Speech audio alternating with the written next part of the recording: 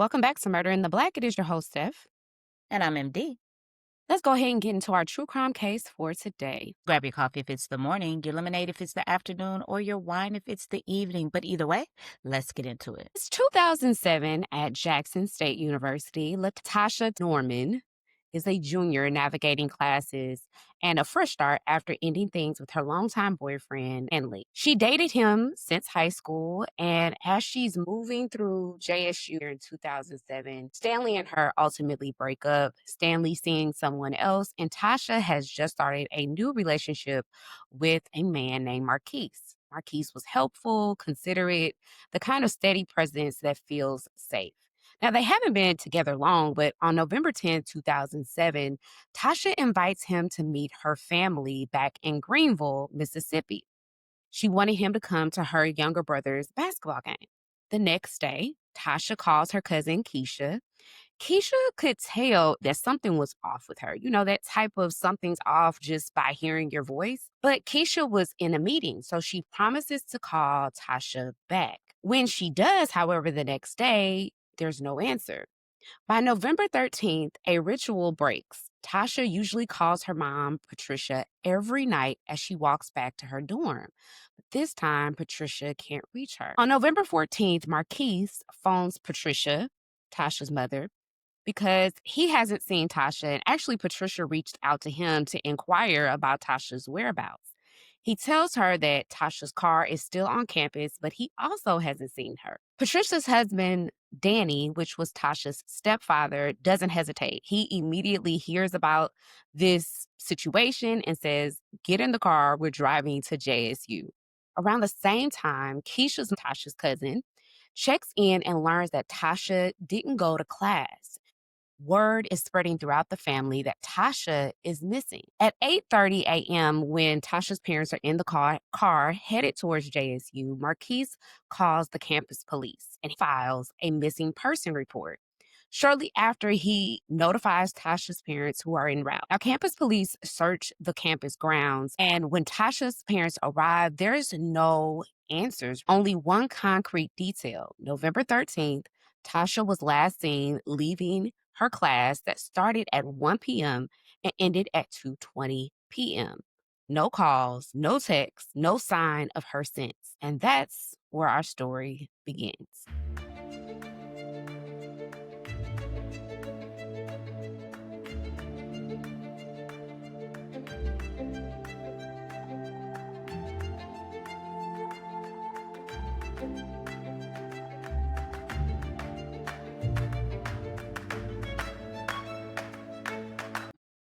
LaTasha Norman was born on April 21st, 1987 in Greenville, Mississippi.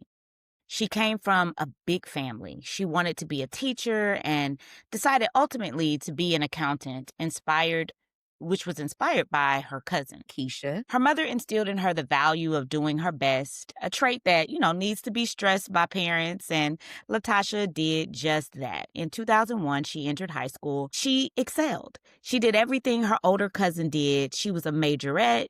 That brought forth her personality. She was caring and kind. Her dream was to go to Jackson State. And we all know, or if you don't know, Jackson State University is a historically Black college and university. It was founded in 1877 as Natchez Seminary by the American Baptist Home Mission Society to educate Black leaders in Mississippi. It moved to Jackson in 1882 and became Jackson College in 1899. It later evolved into Jackson State College in 1956 and achieved university status in 1974. In addition to JSU being prolific for well-known reasons, it maintains a special place in the hearts of Tasha's family because many people in her family went to Jackson State University. A couple of family members played football and even went pro. When LaTasha was a senior, she was in a relationship with Stanley Cole, and he was a couple years older than her and wasn't enrolled in college at the time, but later joined her at JSU. She inspired him to go to college. Steph, what do you think about that? Honestly, I probably would be like, oh, you cannot be trying to see the potential in these and these Negroes out here. But I think anytime you're inspiring somebody to be a higher version of themselves, especially in terms of education, that's a good thing.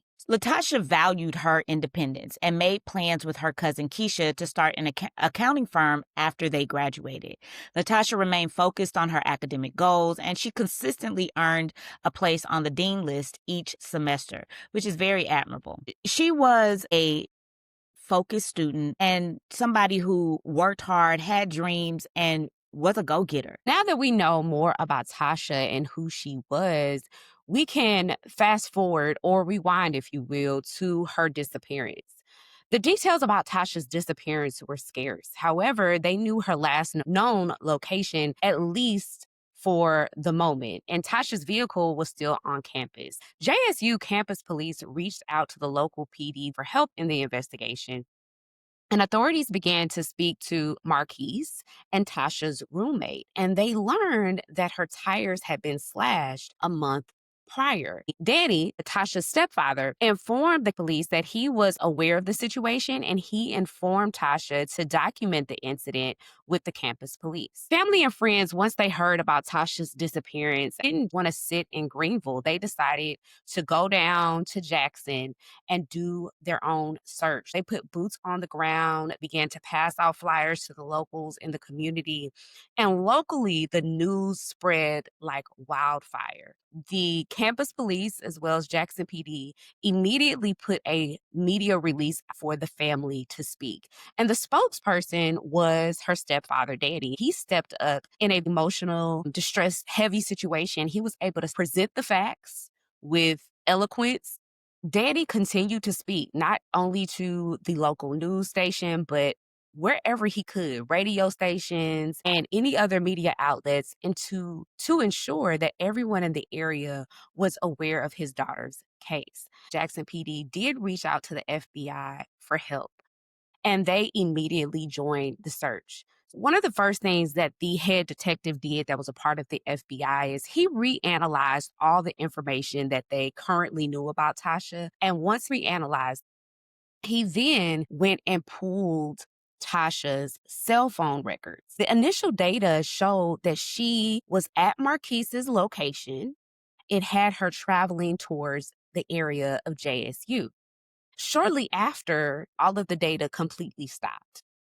Now, you could say, oh, well, she turned her phone off. She didn't want to be bothered. But y'all, college students, and let's face it, even all of us, you're not going to keep your phone off for a long time because your phone has your location, serves a purpose. And even in 2007, you can still access some of the same things that we access today. So it was very unlikely that she would just cut off her phone and not want to be bothered.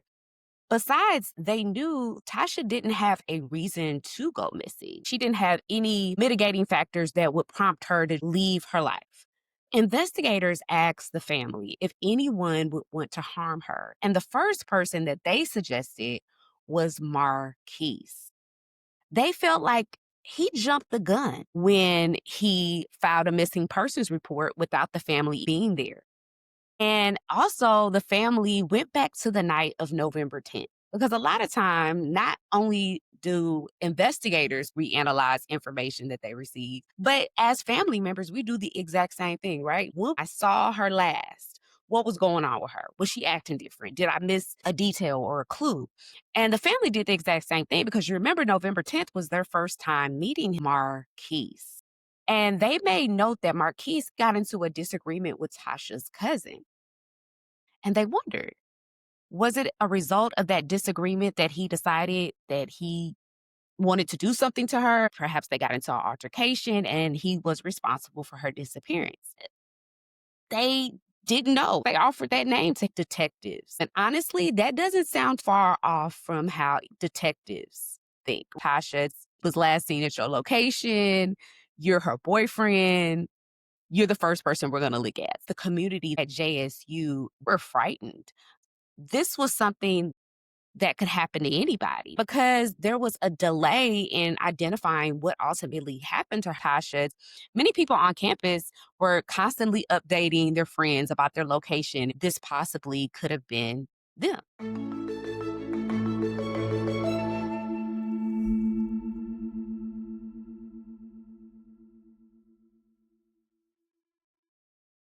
the investigators went for interviewing those close to Tasha. They interviewed Marquise. Marquise was older. He had his own place. He had his own car. And they wanted to look at his cell phone data to corroborate his story, obviously, right? More likely than not, your cell phone is going to give us the evidence that we need to either support what you're saying or to disprove what you're saying. And the day before Tasha went missing, she did spend the night at Marquise's house. Now, as a result of the family's suspicion for Marquise, there was contention, obviously, between the family and Marquise. Marquise meets the family just a couple of weeks prior and think that a budding relationship would evolve. However, just a few weeks later, that relationship came to a quick halt because the family was side-eyeing Marquise, and they weren't sure that what he was saying really lined up.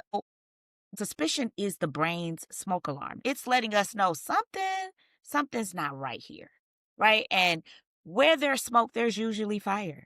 So when someone vanishes or crime shocks a community, our mind begins to race to fill in those gaps. We look back, we're trying to figure out the whys and the who's and the how they were acting and who had motive and who was last seen with them. That's not just what police officers do. We all do that.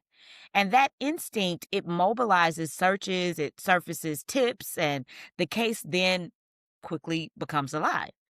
But suspicion isn't evidence. That's not enough to prove beyond a shadow of a doubt, which is what a criminal burden of proof is.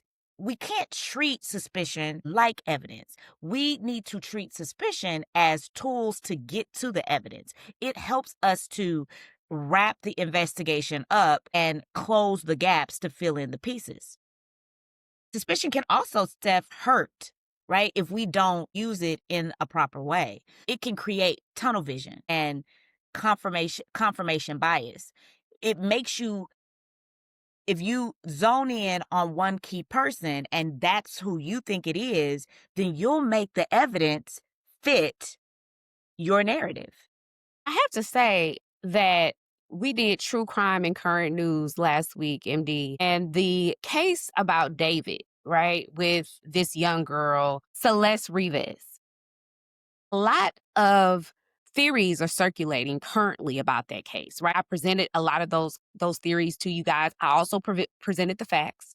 But I think you have to be very careful when you start talking about cases and your suspicions, because as you just said, I even see it being created now amongst the TikTok world about this has to be him because of A, B, C, D, E, F, G. And we got to be careful with that and really be aware of what the facts are, what the police are saying or not saying, and allow the police to really do their jobs. But then contrary to that, we can also see in the case that I did the week before about the guy who was convicted of a crime he did not do. There was clear bias in that case, and they zoned in on him. And because they did, the real killer was able to get away. So suspicion not cloaked in truth or evidence, which the evidence is true, it's a dangerous game, which is why a lot of people say justice system is messed up. Well, this is part of the mess up that we're talking about here. That can be a little muddy, you know? And we have to acknowledge, just even being true crime sleuths in cases that we analyze and talk about on here, that suspicion does not always mean guilty. Right. It really is what it is. It's a red flag, and we want to trace that red flag to see if it leads to something. So suspicion should start the search, but it should not steer the conclusion. I have suspicion. This seems off. Let me explore more to see if that leads to something. And when you keep it in its proper lane and you allow curiosity to first occur and then verify second, we can protect families and preserve fair process. And that justice system that you're talking about can thrive. And you give truth the opportunity to come to the surface. Otherwise, you're going to have, like you said, misplaced blame, online rumors, doxing and harassment, witness shutdown, emotional burnout, leading questions that contaminate interviews, public prejudice. It's just so much can happen when we allow suspicion to be the steering wheel and not simply the tool that we use to get to the conclusion? Ultimately, although the family had their suspicion, the investigators did their due diligence and they found out that Marquise, according to his cell phone records, was telling the truth. And although it seemed like he jumped the gun, Marquise really did feel like he was doing his due diligence to help bring effective search parties in line to help find Tasha. But it was through Marquise that they learned about Stanley Cole. And Stanley Cole and Tasha, as we already know, were on and off again for the first 2 years in college. And they discovered that Stanley withdrew from school about 1 to 2 weeks earlier when they were finding more about him. And the lead detective said he found that to be a little suspicious, but didn't have anything to place in that suspicion. They find out through Tasha's friends that they believe it was Stanley who slashed her tires and alluded that she had been in a physically violent relationship with Stanley. Now, situation occurred that investigators were able to bring to light on October 9th of 2007, a month before Tasha went missing. She took Stanley to get his paycheck. She would still help him from time to time, although they weren't dating. While taking him, she was on the phone with her boyfriend, Marquise. It was believed that Stanley got mad because she was on the phone with her boyfriend and lunged at her, took her phone, and broke it.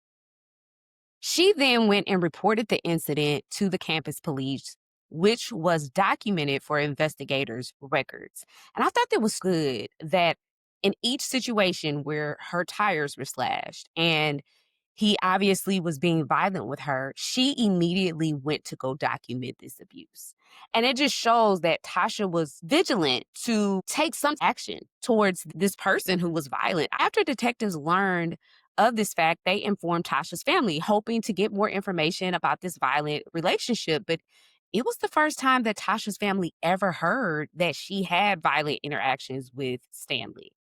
However, when they talked to Tasha's older cousin, Keisha, Keisha, the one that she wanted to be most like, the reason why she went into accounting, the reason why she was hoping to hurry up and graduate so they could start their accounting firm, that was the person that she confided in. And it was during the course of their relationship that that she told Keisha Stanley had slapped her. Keisha had gone through a domestic situation of her own with a partner, and she told her, like a big cousin would, if he hit you once, he will surely hit you again. And she encouraged her to get out of the relationship. She kept the conversation between them. She didn't tell any other family members, but Keisha did something that a lot of us would do. She went out of her way to call Stanley and speak to him. And she told him, if you lay another hand on my cousin, I'm coming down to Jackson and you gonna see me. In translation, for those of you who don't understand the culture, she was gonna lay hands on him, okay? It wasn't gonna Okay. be pretty. Okay. However, that action, more than likely, when Tasha found out about it, left Tasha feeling she needed to navigate that situation on her own, right? My cousin got a little bit too much sauce. Maybe I shouldn't have told her that, right? However, when other incidents occurred, like the slashing of the tires, the violent incident that took place when he broke her phone, she did stand up for herself, as I said. When her cousin found out about the incidents on October 9th, she felt bad. Like, dang, why didn't she tell me? But she was able to, track back the situation and figure out she probably didn't tell me because I got involved in the situation. But ultimately, we do know that Tasha breaks up with him. But according to friends and family, they felt like they just broke up because the relationship ended. But Keisha felt the relationship ended because, of the violence that was occurring in their relationship. However, through the police, it's revealed that she broke up with Stanley because Stanley got somebody else pregnant while they were together. So it Okay, was just Stanley, a lot of we're hitting her, we're and we cheating like on cheating. her, we're impregnating other people. It's just levels to the debauchery of Stanley. The family didn't know what to think because this is brand new information for them. Her parents is who I'm targeting when I say family. And based on this new information, the suspicions that they once had with Marquise now is all on Stanley. And they feel like, did Stanley take it too far? Is he responsible? They didn't know, and they were awaiting the investigators to ultimately do their jobs.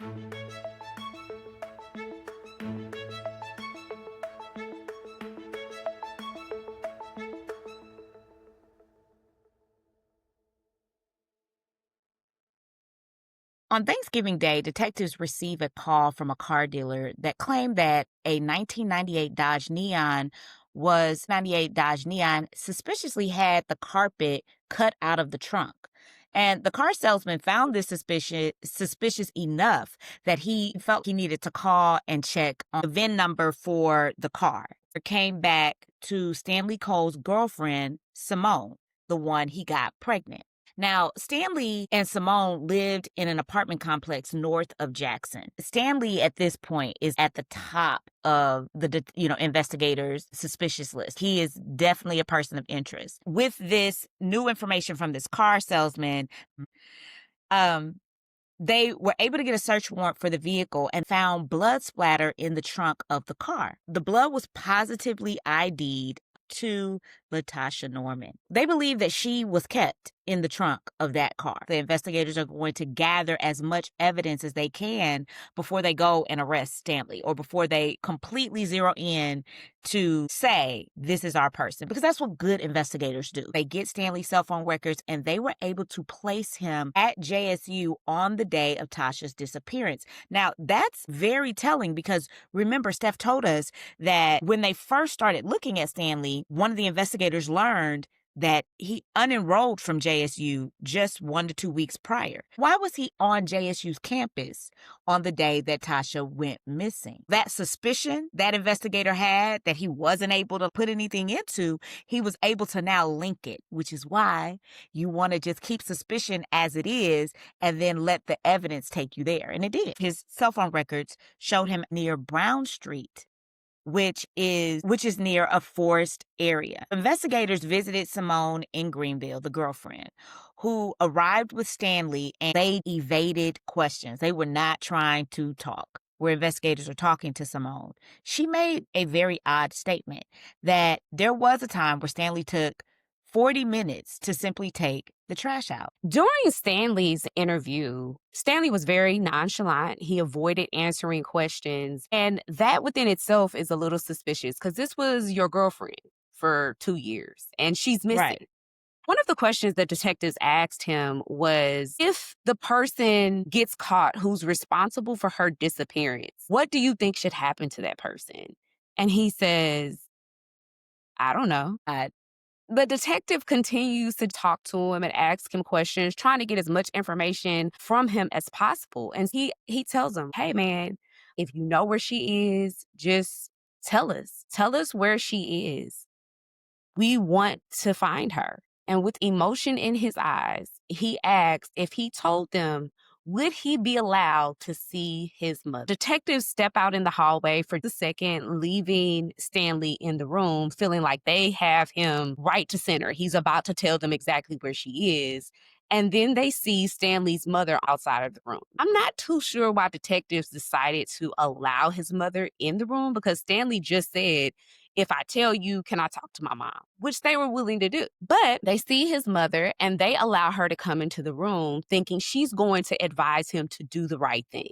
Just say what happened, son. But when she comes out of the room after talking to Stanley, she in fact says, are y'all arresting my son? Is he under arrest? They say no. And she says, all right, we're going home. And they leave.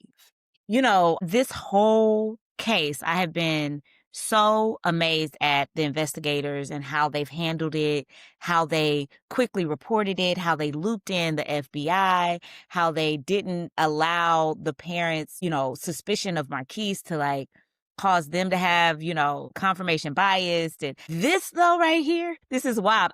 We all make mistakes. We're human, right? Mhm. And I'm sure they were kicking themselves for this, because if he says, if I tell you, right, that's a if then statement.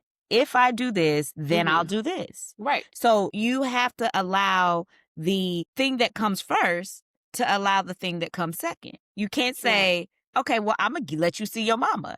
Now tell me. That's not what he didn't say. If you let me see my mom, then I will tell you. He said, if I tell you, will you let me see my mom? It's crazy, but no need to panic because that happened on November 28th. And by November 29th, Stanley was arrested for the murder. So it was not a big gap. They ain't let him get away. It was, in my opinion, it was an obvious misstep. After the arrest, the family was surprised that it was Stanley because although cousin Keisha knew about some of the violence that occurred, nobody in the family thought that Stanley would kill her. When they interviewed him after arresting him for murder, the investigators turned the heat all the way up. Since you and your mama didn't want to do the right thing, we finna set you up and you're about to tell us where she is, but we're gonna do it in this cop way.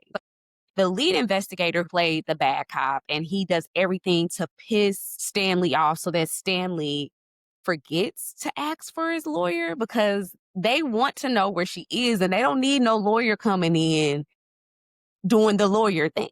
You know what I'm saying? We need to get this confession, okay? And you can't talk to your mama no more neither. When the detective effectively pissed him off, he gets up and he leaves because that was the aim. But they realized from the interview from before that there was one female investigator that he seemed to like. And the one thing about Stanley is he deemed himself a ladies' man. You want to trip up any man who's straight, then, just bring in an alluring woman. And with that woman, he warms up to her and he ends up confessing. He claims that on the day of the disappearance, he met up with Tasha. He picked her up in Simone's car. They began to argue about their relationship, and then he struck Tasha with a backhand to her nose. Her nose starts to bleed uncontrollably. She hits her head and passes out. He said she wasn't breathing. And instead of calling 911, instead of getting help, he simply places her in the trunk and proceeds to drive to pick up some of his friends at JSU from class and then eventually picks up Simone. They go to a restaurant, they eat. The whole time, Tasha's in the trunk, he claims. He then says he covers her up and he drops her off. Stanley led them to the area where he left Tasha's body, and she was partly clothed.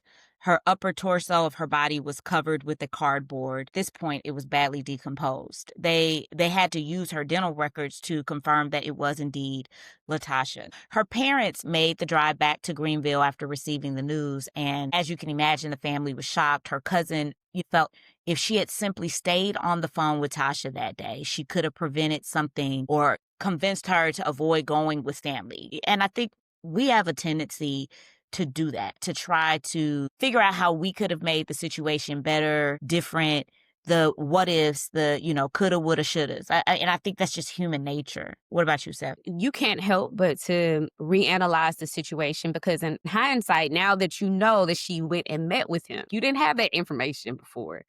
So then you start to recalculate what you could have done different. And the truth of the matter is, intellectually and on a very emotional level, she couldn't have done anything different that day. She had no idea. Her stepfather was bitter and angry, and her mother was grief-stricken. There was no real explanation on how he killed her other than this very aloof answer and explanation that he gave when he says that he hit her in the back of her nose and then she hit her head, which seemed unlikely.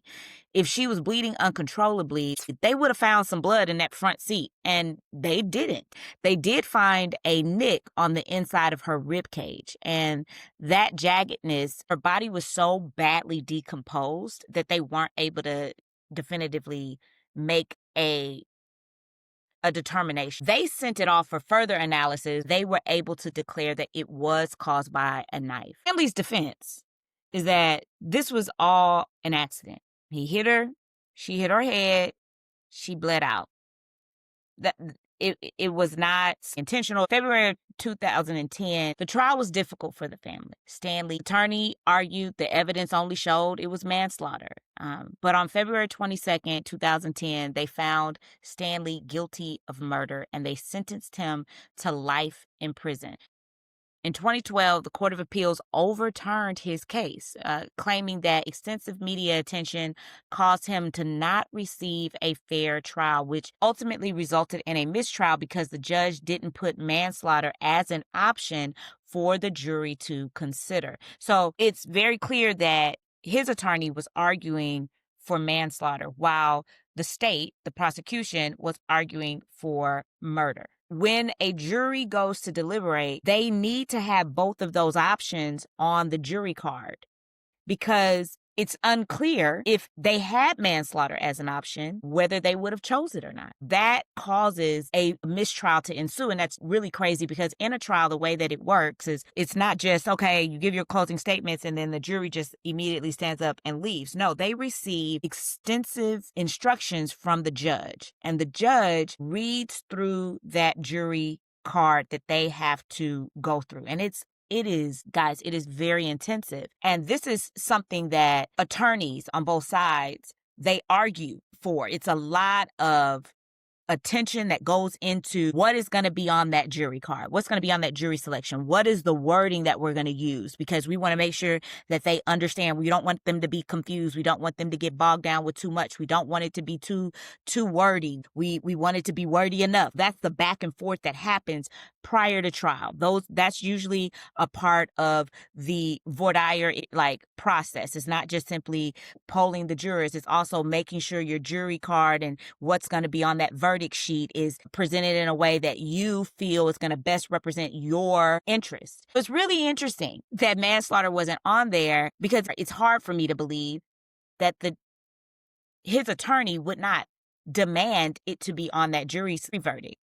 The only thing that I can conclude is either he didn't argue for it and then he just completely abused his role, or the judge chose not to put it on there, which is a gross mishap of justice. That's why a mistrial for this case ensued. In 2014, a retrial was offered to Stanley Cole, but Danny and Patricia decided that they didn't want to have another trial. They had gone through the trenches of the first one, and they proposed, with the help of the prosecution, a 40-year plea agreement that he would have to serve 40 years, parole, and he accepted. The family felt that that was acceptable. They knew more than likely he would accept it because that was better than life in prison.